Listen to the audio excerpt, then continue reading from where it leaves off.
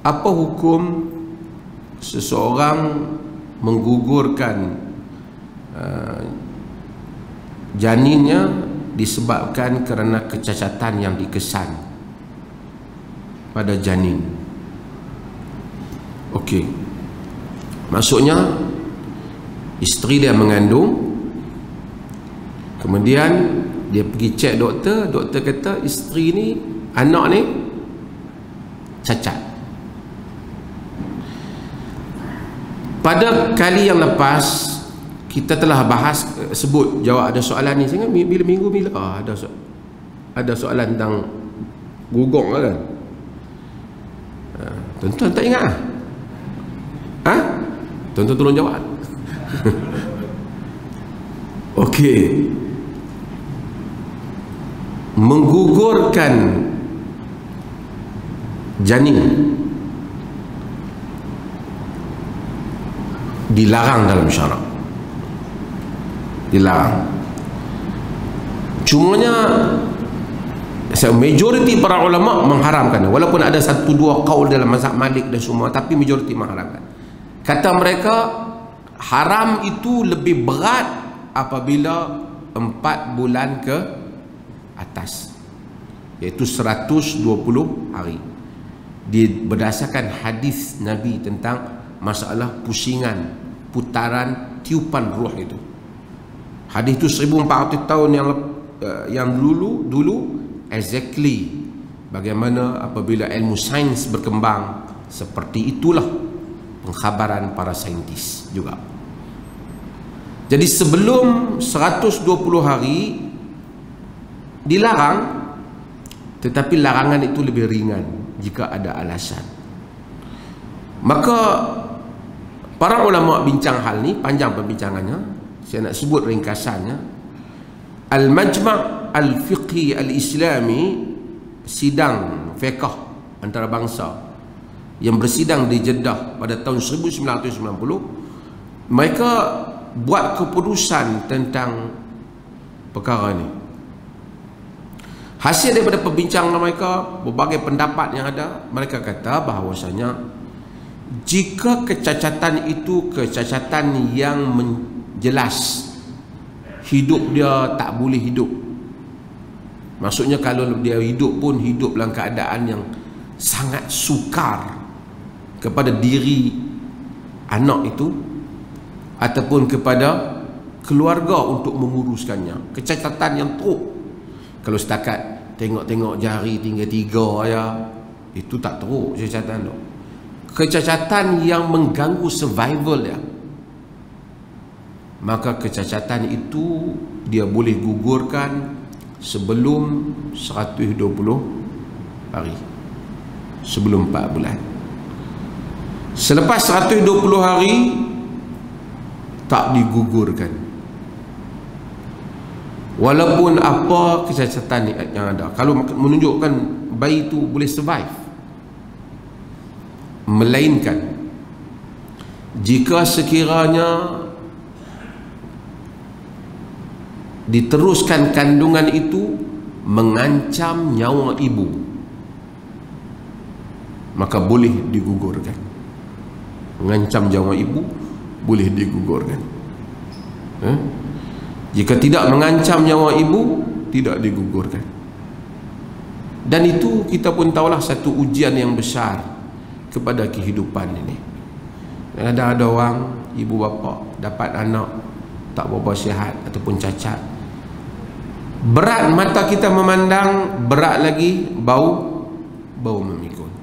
Tapi demikianlah, kerana dunia ini Allah jadikan bukan semua orang yang sempurna, ada juga orang yang cacat, sebagai pengajaran kepada mereka yang sempurna.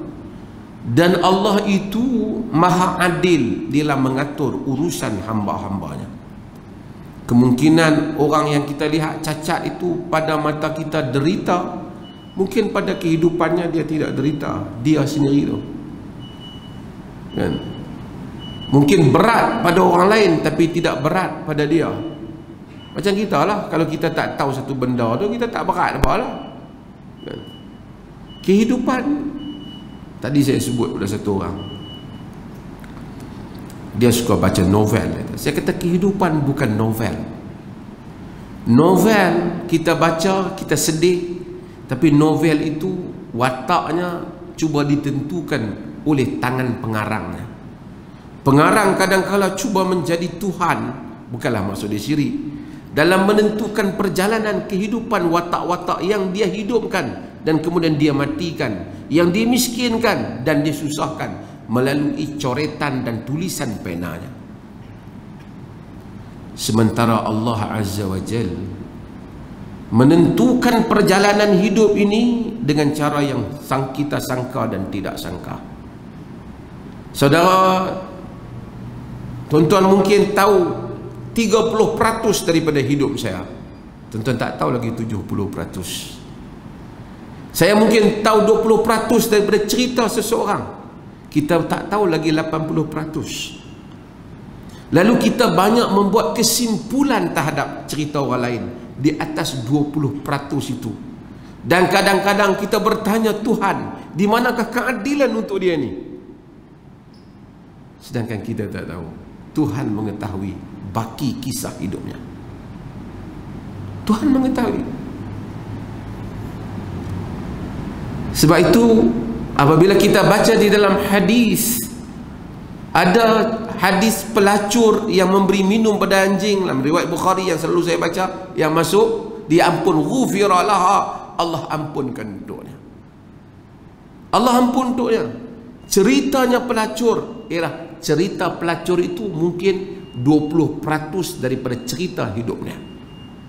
80% lagi kita tak tahu apa penderitaan, kesusahan dia, yang Allah itu maha pengasih kepada hamba-hambanya.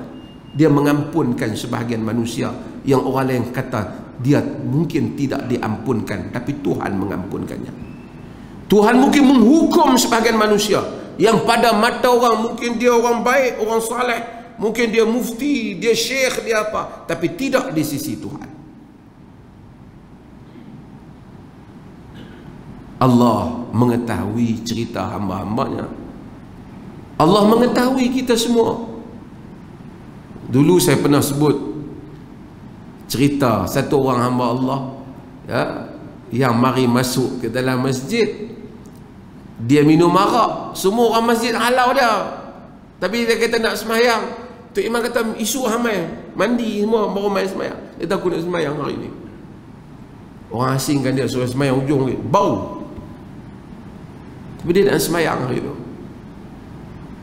Dia sujud. Orang lain bagi salam, dia mati dalam sujud dia. Syekh tu kata, imam tu bagi kata aku, saya setiap hari berdoa supaya mati dalam sujud. Peminum arak ni mati dalam sujud. First time main solat, mati dalam sujud. Yang kita tahu dia minum arak, tapi kita tidak tahu cerita dia. Allah mengetahui cerita dia. Mungkin ada bahagian dari cerita itu yang Allah kasih kepada dia. Allah rahmat. Kehidupan berbagai-bagai. Sebab itu manusia kalau atur hidup, dia nak semua orang sihat sejahtera. Semua orang, semua kaya. Allah jadikan ada yang miskin, ada yang kaya. Ada yang sihat, ada juga yang cacat.